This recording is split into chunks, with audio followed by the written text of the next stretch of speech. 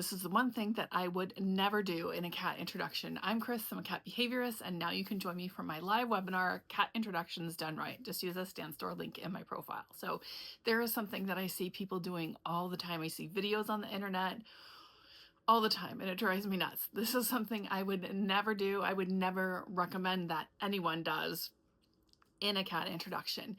And that is when you get to that point where you have limited visual access for your cats. So this is the point where a lot of people use a baby gate, which I do not recommend. Go see my video about why.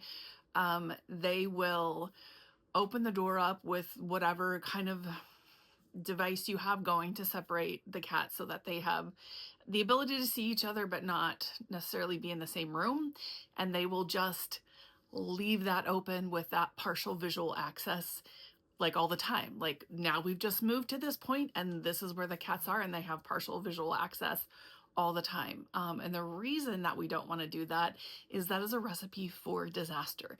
That can actually cause redirected aggression, and that is something you don't want to be dealing with on top of your introduction. So if you're moving through an introduction and feeling stuck, please get registered for the webinar.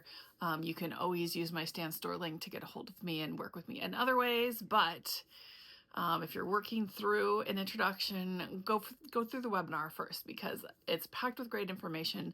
I'm saving 20 minutes for questions. And if you're one of those people who's like, oh my gosh, I have my cat separated by a baby gate and that's just what we're doing, let's go to the webinar and figure out the correct way so that you don't end up with more problems than you started with.